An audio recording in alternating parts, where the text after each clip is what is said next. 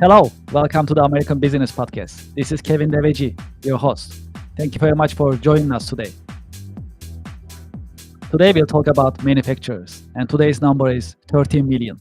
This is how many people employed by more than 239,000 manufacturers in the US.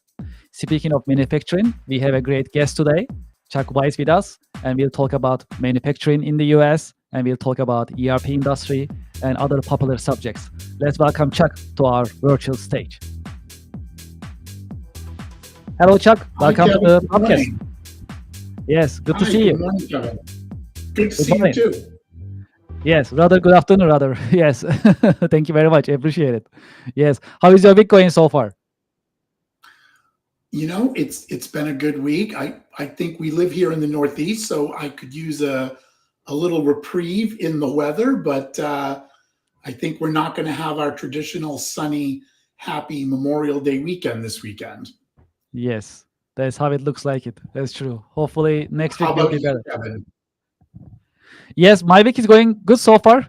No complaints. So I was at a conference earlier this week. Well, I was in Florida, so weather was much nicer. So, after the sunny weather, the New York is a little colder, but that's okay. But I'm excited for the weekend. That's gonna be Memorial Day weekend, so it'll be fun. Do you have any plans for weekend? No, I think we're just going to hang out and work on projects around the house. Sounds good. So they are going to keep you busy. They will definitely keep me busy, yes. That sounds good.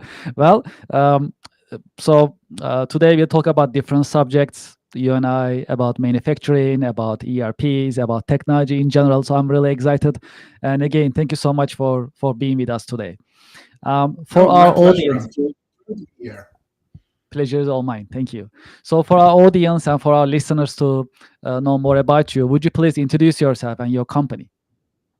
Sure. My name is Chuck Weiss. I am the founder and president of Copia Solutions. We are founded here in Massachusetts, in Foxborough, and we predominantly sell and implement Acumatica ERP. We do have a legacy base of old Macola customers, but right now our flagship product is Acumatica. We've been doing this since 2014. I actually built the business 10 years prior to that and bought the business 10 years ago and moved it from Connecticut to Massachusetts. Yes, so I know you for years, and we also had the pleasure of doing business together. And I know how hard you work. Your team really work hard as well. Also, you have your expertise in manufacturing processes, and as well as ERP is very important for the industry. Also for this podcast, I'm confident that you're going to share many informative content with our audience today. Well, yes, go ahead. I was just going to say before, I actually started out as a manufacturing professional. So from school up until my, I think, mid-30s, I worked my way through manufacturing organizations. So I held positions in supply chain, materials management, production, master scheduling, inventory control, quality, and even cost accounting. So I built myself a very well-rounded knowledge of manufacturing practices. And then in 1999, my then VAR asked me to join their organization as a software implementer, implementing Macola software strictly for manufacturers back in 1999. And I would say, as you can see, a lot's changed since 1999. I've got a little bit grayer, a little bit wiser, but I'm still implementing manufacturing solutions and loving it every day. So in terms of your career, how did you start it? You just mentioned a little bit, but just to follow up, how did you get started from the beginning, you will say? Yeah, so I would love to say, and I say this about a lot of things in my life, I would like to take credit and say this was a part of my master plan, right? But it was not part of my master plan. I did not think that I was going to be a software implementer, right? Excuse me. It picked me. So I think I was just the right age at the right time and working in a manufacturing organization. Um, and we didn't have the tools we needed. Go back to that time period. We were running BPIC software on an AS400, on a mainframe, right? And and client server technology, Novell servers were just emerging, and it was controversial, right? Like, how could you run a business without a mainframe? So I started developing spreadsheets when spreadsheets came out, and that sort of tapped me on the shoulder and said, wow, like, this guy's been able to graph our history and our production and our capacity and where we have holes and where there's overlaps, and did it all through Excel spreadsheets, right? So um, that's I'd say the industry picked me, Kevin. I don't think I really picked the industry. I think I was just in the right place at the right time, and I was willing to use whatever tools were available to me to get the job done and get the job done well. Yeah, that's really exciting, um, and you work with many different manufacturers, I know, and as well as other businesses. And when you look at your career in general, what are the exciting and challenging parts that you see on daily basis? Yeah, so I loved manufacturing, but what I discovered about myself when I was in the manufacturing world is that I'm a problem solver guy, right? I like to solve problems. Give me, a boatload of insurmountable problems, and I am at my best, right? But when those problems are solved, I have a desire to go solve other problems. So when I got into the software industry, it was a perfect fit. It was utilizing my manufacturing experience with my aptitude for technology, and it gave me a never ending supply of problems to solve. So, why is that important? Because that's the really exciting part about my job, right? My job, implementing the software, is actually pretty easy, right? I mean, when you've implemented a software package for a long time, you know how to push the buttons, you know how to convert data, you know how to set the settings, right? I mean, these things are, pretty structured, right? The really exciting part is understanding a company and really identifying what's holding them back, like what's preventing them from moving to the next level, and then helping them, not just by implementing software. The software is a tool. The software in itself doesn't solve problems. Software gives your community of users the tools to do a better job, but all the building blocks need to be there to run the business. So let me give you an example. I implemented a customer 2 years ago, and I discovered early on in our conversations with them that they did not have a good grasp on their cost model, right? They were using cost models that were developed by, you know, two generations of family members, right? So these cost models were very old. And I pushed them to implement cost models in the implementation of Acumatica. And they kind of resisted a little bit, but they eventually sort of gave in and allowed me to bring cost models to phase one of the Acumatica implementation. Well, just 2 weeks ago, I had a conversation. The owner of the business called me to talk about various things. But in that conversation, he said, Chuck, we discovered by having actual manufacturing cost data that we had several product lines that we were literally wrapping $10 bills around every time we shipped one out the door. And Acumatica, and more importantly, the implementation, brought the tools to us to allow us to see this. And of course, they made all the necessary changes, whether that is to not market those products as heavily or to increase prices where necessary. And they are in a better financial position now than they've been in years. That is the really exciting part of my job, is that when a customer of 2 years has accolades to say that you, Copious, has been a part of our success, that's what really drives us. Yes, that's really exciting. And let's talk about manufacturers a little bit, because you have the manufacturing background and you work with manufacturers very, very closely. Also, as you know, I'm also very close to manufacturing industry. I'm part of different industrial groups. And as I mentioned in the beginning of our podcast today, there are 13 million people employed in US in manufacturing industry by more than 239,000 manufacturers in US. So that's a backbone of US economy. And there is a big push for made in US. As a matter of fact, a couple of weeks ago, the US, actually SBA administration, they are having a roadshow going around US, and they came to New York metro area, and they talk about the Made in USA initiative. So producing in US is very important, and manufacturing is getting more and more important for US and US economy. Having said that, and you are working very close with manufacturers, how do you see the state of US manufacturing at the moment? And what are their major pain points and challenges that you are observing in your interaction with them?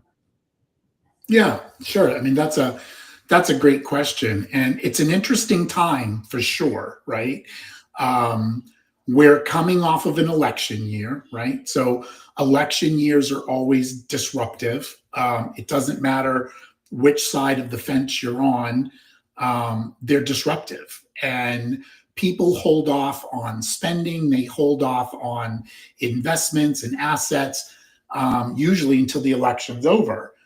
And now, of course, we find ourselves with the tariff crisis, right? So, manufacturers either directly or indirectly are being impacted. And, we've had some movement, some positive movement. So I think there's a bit of a sigh of relief out there. But, we went through a period where manufacturers were really scrambling, like, what are we going to do, right?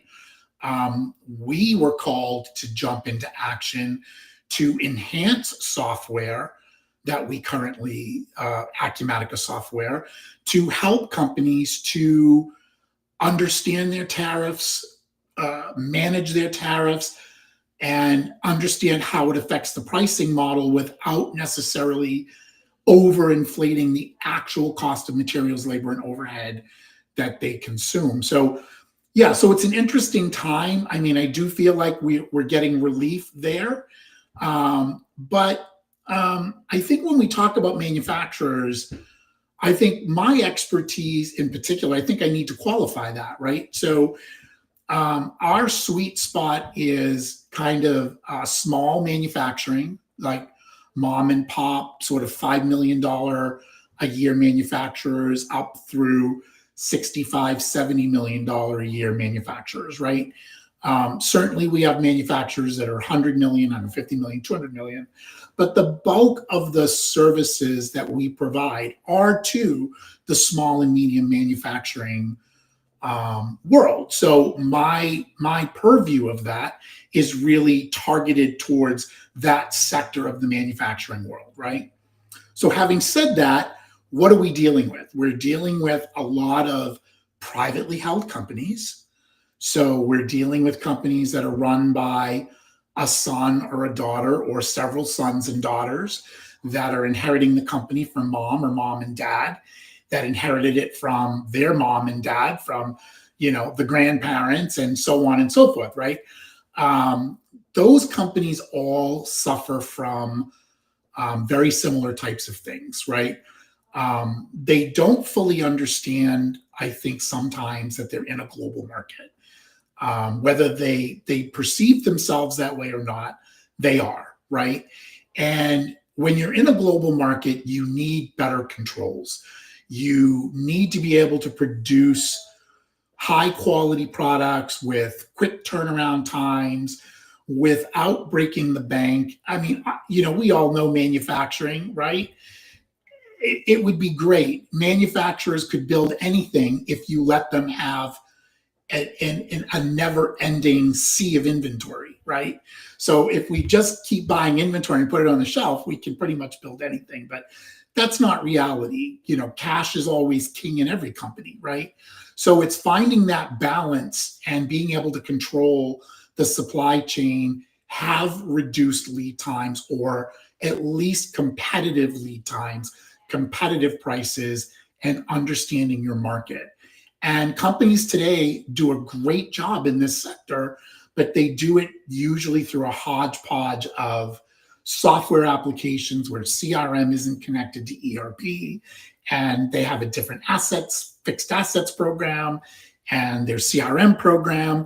And then you layer all of that with more spreadsheets than anybody could ever count, right? The other major problem that we have, especially when capacity becomes a problem, is a lot of mid-market ERP applications are lacking in really strong, multifaceted scheduling tools. So that is an area where I think a lot of manufacturers at almost every level suffer with really good capacity scheduling, because let's say some things like costs are variable, but costs tend to move up and down, right? In more of a slope than a spike, right? Sometimes we have spikes like with steel prices and things like that, but most of the time costs generally move in a bit of a wave, right? But capacity, and again, any of us that have been in the manufacturing world know that there are 1,000 things that can go wrong every single day. And every one of those True. things has a downstream impact on capacity. It doesn't go away. You can't create capacity. You can pay overtime and increase your cost model, but lost hours are lost hours, never to be regained, right? So you need the tools to be able to constantly reshuffle the deck almost live on an hourly or daily basis to stay ahead of what's going on. So those are just some of the things that I think we find with manufacturers today, Kevin. Yeah, these are great insights. Thank you very much for sharing. So I like to shift our conversation towards ERP marketplace. So you mentioned about Acumatica, and there are other ERP systems as well in the marketplace. So when we think about, there are many others. There are SAPs, Oracle's, Sage, Microsoft, and many others in the marketplace. That there are also niche ones that we haven't mentioned here. So at the end of today, ERP is a enterprise business software category. So how do you see the ERP marketplace landscape nowadays in general, the state of ERP market, let's just say? And in terms of manufacturers and other businesses, what type of steps they should take to make the right decision to pick the right ERP system in general? Because it's a serious decision. Once you deploy an ERP system, it touches pretty much every part of the company. It requires training, it requires support, and the business processes will run on these main business platform, the ERP system. So it's a serious decision for organizations. Having said that, based on your experience, how should companies take steps to make the right decision for the right ERP software system and the state of ERP marketplace? Well, it's a fully loaded question, so take your time. It is a fully loaded question, but it's a great question. It's difficult, Kevin. Our industry, our ERP industry, is a very difficult industry. We're lacking in tools to connect companies, in this case manufacturers, right, with really good manufacturing partners, right? There is not a good tool out there to really do that. Okay. What happens is a company comes to the realization that their hodgepodge system is not working and it's limiting their growth. It's either causing problems where their customer service levels are getting dinged because of poor quality, bad lead times, poor customer service. So they know they need to do something to grow, but they're afraid. They're afraid because they hear horror stories. And those horror stories are real. I would love to say they're not real. The second problem in our industry is that when you reach out to any of these sort of sites there's tons of sites out there that will say, we need to, we'll help you find the best software. We'll give you the information. And then the floodgates open. Your name goes to 18 people and your phone starts ringing off the wall, right? So the advice that I share with people is there are really good VARs out there. There are great VARs with deep industry knowledge, with great reputations, but it's very hard. It's hard for the prospective customer to find those people. It's also hard for the VAR to get that message out over a very large audience, right? So what's a person supposed to do? There are red flags, right? So when you're talking, let's say you've narrowed down 3 ERP systems you want to talk to, right? Because you've read good reviews online, you think they might be a fit for your business. Red flags. If you're not getting, if the VAR that you're talking to is not uber responsive to your requests, whether those requests are verbal or email, run, because it doesn't get better from there. That's their company putting their best foot forward. And if their best foot forward is not responsive to your needs, it does not get better in an implementation, right? That's a huge red flag. Then you go through the evaluation process. I think the evaluation process goes generally pretty well. You have well-qualified people in the room and people that know the business usually, and they're able to ascertain whether this product will or will not, meet their needs.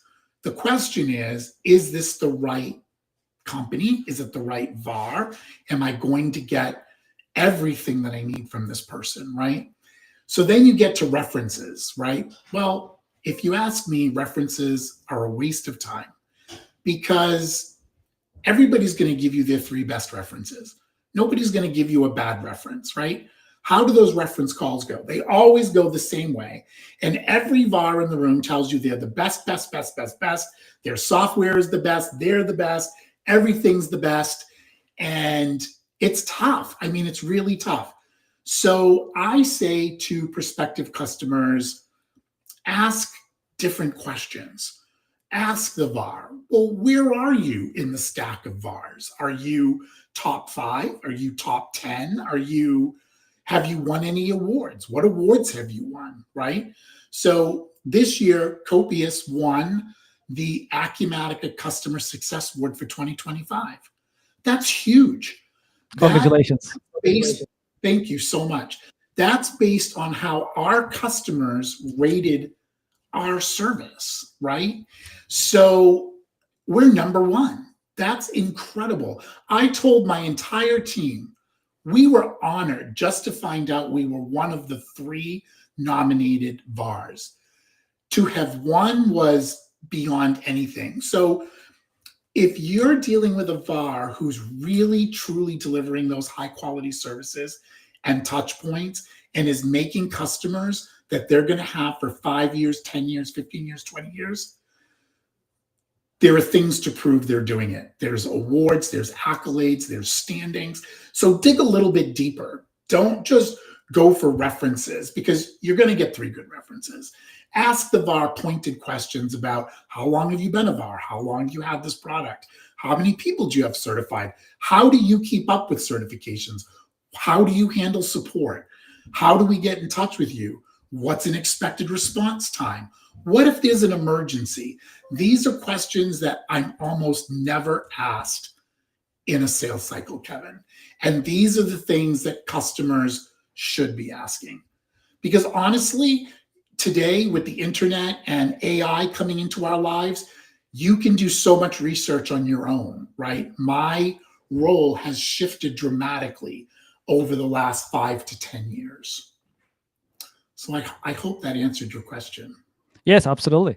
Absolutely. Okay. And as a follow-up, can you tell us a bit about Acumatica in general? I was actually had a meeting yesterday with one of our channel partners, and we talk about ERP market in general. So when we look at the ERP systems, they all have, I call it character, right? They have different characteristics, and some fits for some organization, other fits for another organization for different reasons, because of the industry specific design of the system, because maybe of the war, maybe because of the support, maybe customization, or some other reasons. Not each ERP is great for every single company, so they need to make that choice. In terms of Acumatica, which I'm familiar, but for our audience to just be informed, can you tell us about Acumatica a little bit? What makes it different, and how businesses that you are working with benefit from the system? Yeah, absolutely. So, as I said, I moved into the software industry in 1999, right? So, over those years, I have sold countless ERP software applications, right? Too many to name here today, but all the normal people that you'd expect to see in the small to medium enterprise market space, right? I have to say, with all sincerity, that Acumatica has been the absolute best application I've ever had the opportunity to work with. We have been able to solve every single customer that has implemented Acumatica. We have been able to solve their business problems, whether it was directly out of the box or being able to easily configure the software or extend the software to handle very unique and specific needs. We have not hit a single road yet, a block that we were not able to overcome using all the tools built into Acumatica. So I can't say enough about the software application. And I know some customers were moving to a SaaS environment for the first time. And, there's all the normal things that people feel that have never been on a SaaS product, right? Is my data safe? How will I get my data if I want my data, right? Yes. What about customizations? Can I do customizations? Acumatica, the speed, is it going to be fast enough, right?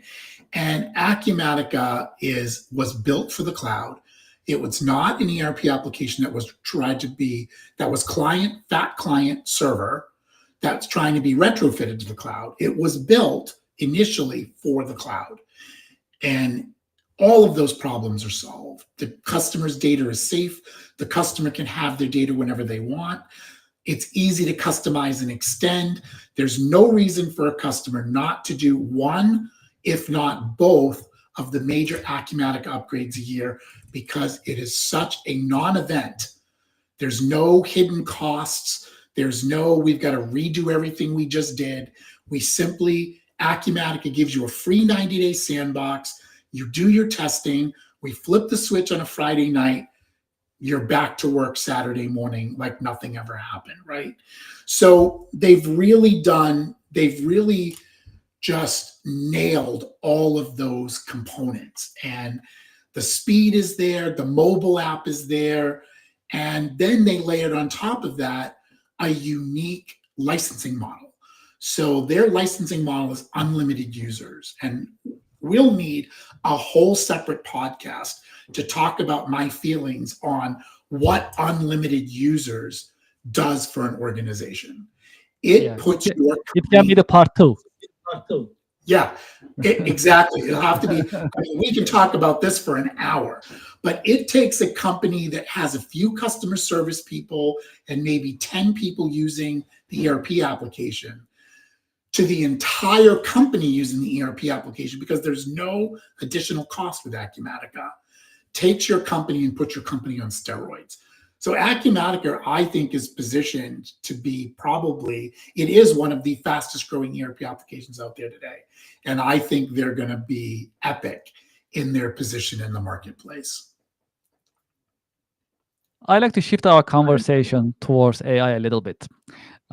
So we are technologists. We use AI in our businesses in some form, and other businesses, small, mid-size, and enterprise, they also adopt AI or AI-powered software systems in some form. And I was actually earlier this week, I was at SAP conference Sapphire, so I learned a lot about what they're up to, their AI upgrades, and so on. So in general, when we look at AI is here to stay, and it's going to be more and more utilized by businesses. So one of the good thing about this is it's more affordable than before, right? So some now it's even small and mid-sized companies can afford it, can implement it. I like to learn about your viewpoint. What do you think about AI? How it will continue impacting businesses moving forward? And also, the million-dollar question is: will AI replace jobs? What do you think? Yeah, sure. Yeah, I mean, you're right. AI is here to stay, right? Um, I think it's going to be an immensely powerful tool. Um, Acumatic is already using AI in the core product, right? We're doing anomaly detection, which is fantastic. It's capable of analyzing your transactions and flagging transactions that are falling outside of your normal pattern or normal trend, right?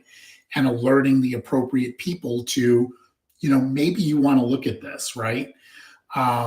That's just its sort of entry point into the ERP market space. I think AI is going to be hugely beneficial to ERP users, because generally you're working in a closed database, right? So you're working in your database, right? So it's analyzing your data and giving you insightful triggers and things to bring to your attention as users. So I feel like the inception of AI in ERP marketplace products is going to be hugely beneficial.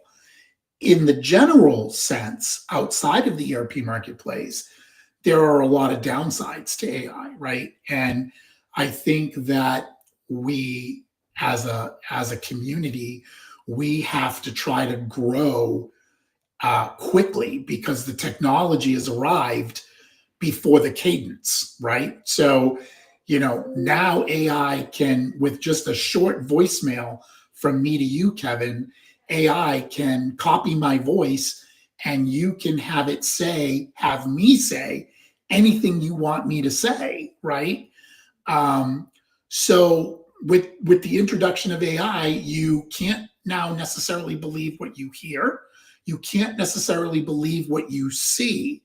So how are we going to start authenticating what we see and hear, right?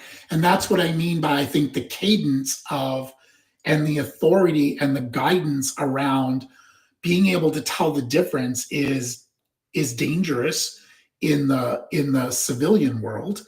But I don't feel that that's dangerous in the ERP world because, as I said, what AI you're using it within your own data set, right? You're not sharing your data to the outside world. You're not necessarily bringing data in. So I think it's really safe. I think that in the very short future, hopefully in the next 5 to 10 years, we have the introduction of, Apple Vision Pro and other non-Apple related products, which are bringing in that virtual spatial computing software, right? So my hope, being the manufacturing and the kind of the software geek that I am, I'm hoping to see a day where spatial computing and AI come together, and going to work in a manufacturer now starts to look more like an episode of CSI, where you can just throw documents up in the virtual air and AI can compare documents and time frames and buying trends and price trends, and you're doing all of this virtually in front of you instead of sitting in front of a computer, right? So just the other day, I was in Boston in Copley, and I saw a man walking through Copley with an Apple Vision Pro on his head, right? And I thought, Wow. oh wow, Yeah. that's the Coming up. beginning Yeah. of something, right? So yeah, so that's kind of my take on AI. Mhm. I don't think it's overly dangerous in the ERP market space. I think it's going to Mhm. be hugely helpful, and I, for one, do not believe that it's going to replace jobs. I think in most manufacturing facilities, you have people that are very knowledgeable, that know the business, that have been around for a very long time, and they're probably doing mundane tasks that are not they're needed, they're necessary today, but we could use them in a much better way, right? So I think we're going to be able to repurpose people and their knowledge and their experience to make us better, faster than we are today. So, maybe I'm being really optimistic, but I don't believe that AI is going to replace people in jobs. I think we're going to be able to repurpose them. Yeah, that's an exciting subject, and definitely we can have separate podcast sessions and discuss these. Sure. And that this is number one. I mean, we can also see these in our YouTube channel. We see what subjects are really popular, what our viewers are watching and listening, and AI is definitely number one. That's for sure. Followed by some other business subjects, but it is because it's evolving and new things are happening pretty much daily basis, and we keep learning. Even for us as technologists and enterprise business professionals, we keep learning different things constantly because that's the change that we are in terms of technology. Even in our standards, AI is pretty quick in terms of the change that it has in it, and helps us learn more and stay up to date. I'd like to talk more about your professional career, if I may. You have decades Sure. of professional experience, and I'm glad that you are sharing your insights about enterprise software industry as well as AI. What about yourself? Do you have any role models? Have you had any role models that you can share with our audience during your career journey? Oh, for sure. Um, I can talk about role models in general, right? I don't want to start naming role models because I've had a lengthy career, and I'll forget somebody and then I'll feel bad, right? Um, Okay. but yeah, I've had role models all along, and I think role models come in different forms. They can be leaders, they can be managers, C suite, they can be colleagues, they can be just industry colleagues, they can be professional colleagues, right? I mean, I think they come in different forms. What I've noticed about mentors and role models is that they're very easy to come by in your early part of your career when you're starting out and you're working in an organization and you report to somebody, and it's easier to find role models, right? I think when you mature, and if you're an entrepreneur and you open your own business, um, now role models are not there as much, right? Now you have to make a concerted effort to really find those role models. So for me, role models today are generally other industry experts that I think have like done a great job at maybe marketing, or they do an excellent job at customer service, customer care. And these are people that I like to connect with, and they become my role models, right? Because it's just good to sound ideas and hear how other people approach problems, right? I'm all about the team, right? Yeah, I have good ideas too, right? But I'm not the only person on the team with good ideas. And extending your team outside of your organization is a great way to find role models and people that you admire. And it's being honest with yourself, right? It's as a business leader, it's being able to say, okay, we're doing this well, we're doing this well, we're doing this well. This, guys, maybe we could be doing a little bit better. And then finding people who do that part of business very well. And don't be afraid to ask. Don't be afraid to say, hey, we're struggling a little bit in this area, and I would like to get better. Can you share with me how you got to the level where you're at today? So I think that's my take on role models for sure. Yes, appreciate it. How about some lessons learned during your career, that you gain decades of experience, and during this career journey, can you share about some lessons learned with us that you always keep it in mind, that you learned during your career journey, that you can share with our audience? Oh, yeah, for sure. There's been so many lessons along the way, right? I mean, the what I learned in my 20s, what I learned in my 30s, my 40s, my 50s, and we're clock still ticking. Yeah, it changes, right? So I'm a type A person, right? Very aggressive, type A, very driven. And I think in the younger parts of my career, I hadn't developed volume control, right? Like every challenge was like a challenge I wanted to win, right? And I wasn't able to, as a young pup, I don't think I was really able to pick the hills I wanted to die on, right?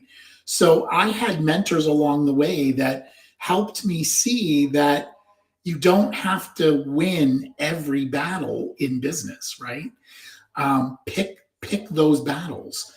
And the second big thing that I personally had to learn over my career that now I'm proud to say I'm very good at is when it's appropriate, listen, right? Develop your listening skills, right? And to have listening skills, you need to have confidence, right?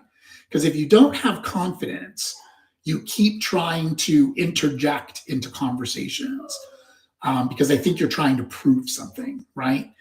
But when you are able to develop the confidence in yourself and the confidence in your abilities, then that opens up a world of listening where you can sit quietly and listen and ask questions and take in the response. And in my job, in my career of helping to transform businesses using technology, listening is the very first and most important skill that I'll use. But I was not born with that skill.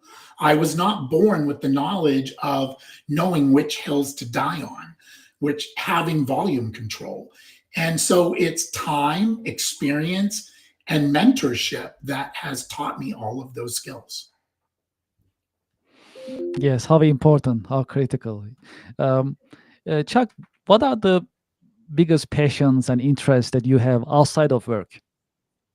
Oh, well, you can see a little piece of it on the wall behind me. I have hats. So family is number one, of course. I'm a big family guy.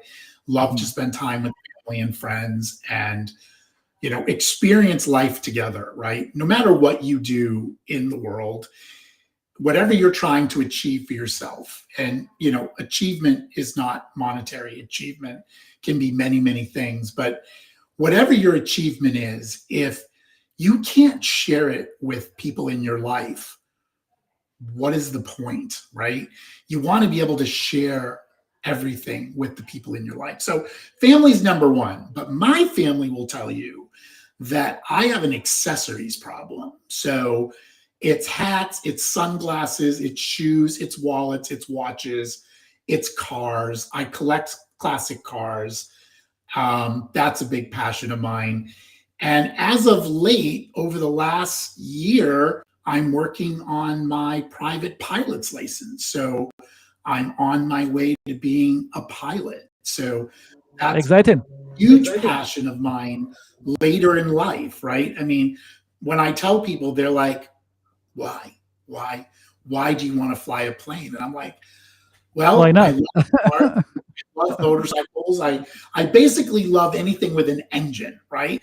And so I plane was like the next frontier. Now, granted, I'm not William Shatner. I'm not going to Mars with Elon Musk, but I will take to the skies at something less than probably 10 or 12,000 feet above mean sea level. So those are kind of my passions, Kevin. They are what they are. Yes, yes, these are. This is really exciting. So it's also a great opportunity about learn more about you and your interests outside of work. So that's definitely great to know.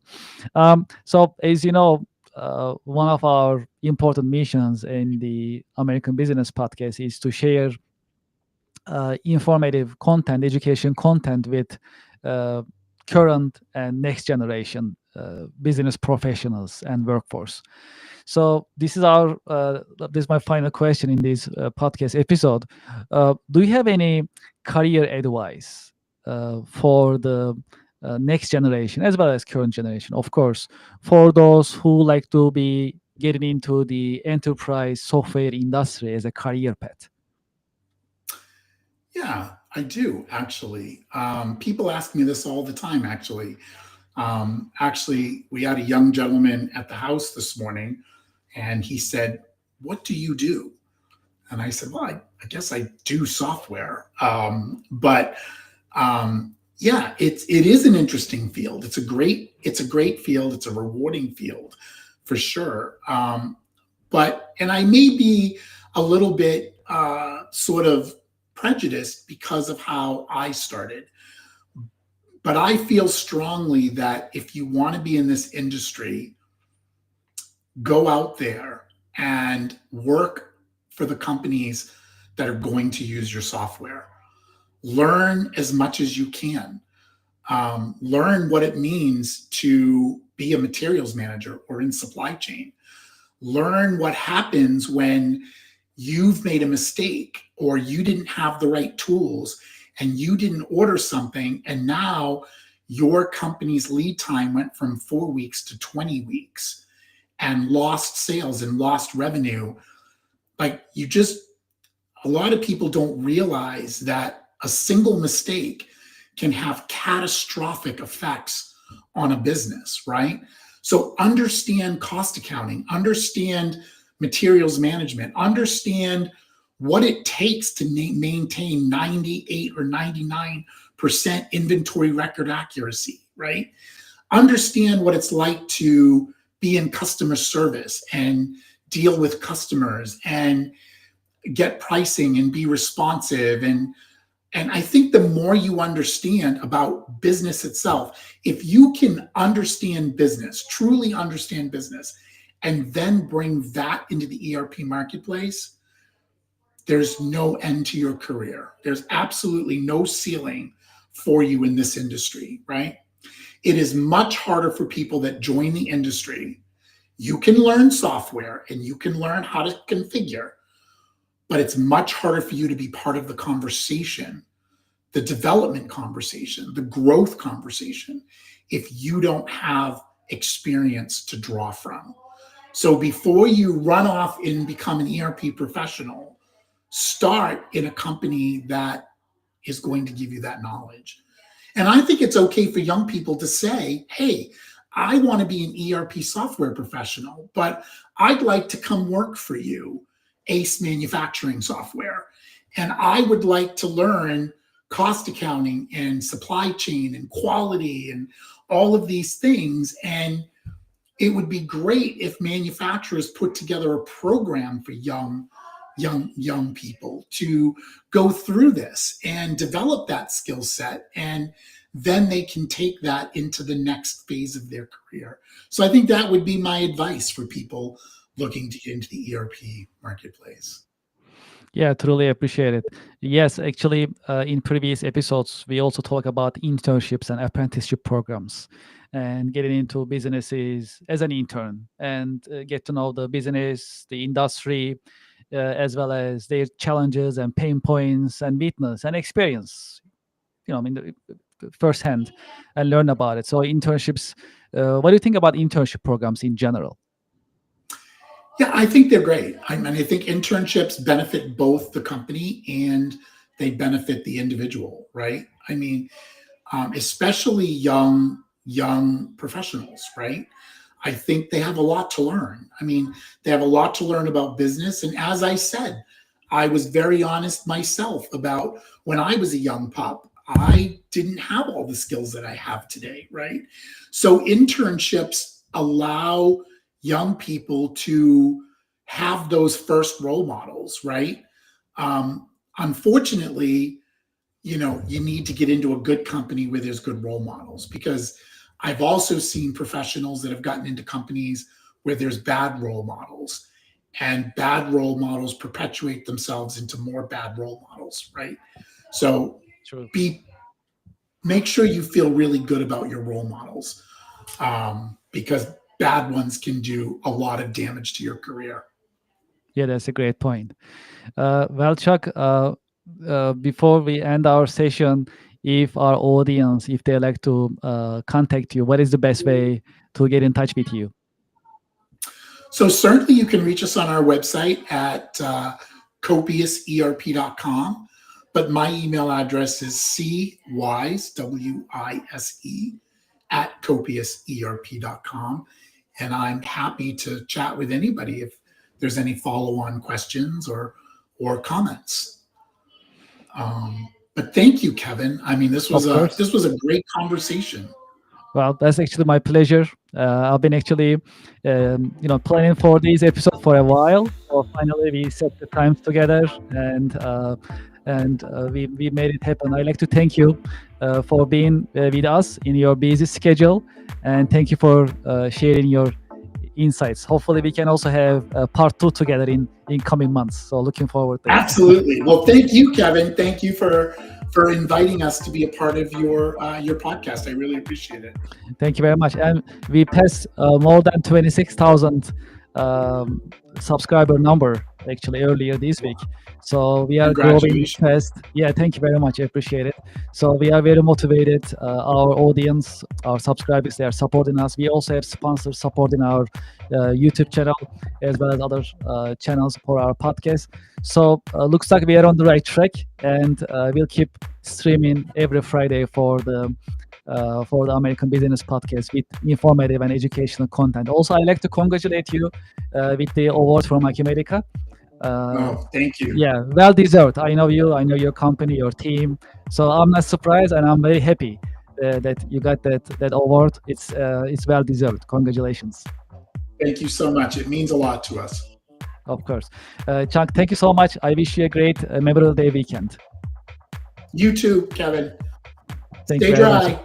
Yes, I'll try. Thank you very much. Have a good weekend. Thank you. All right. All Bye right. now. Bye bye. Thanks. Well, to our audience and to our listeners, thank you very much for being with us this Friday. This was a great conversation with Chuck Weiss from Copious ERP. So we had a chance to talk about different subjects about the state of US manufacturing as well as ERP business software marketplace. So that was great, very educational. And more is on our pipeline, more is coming.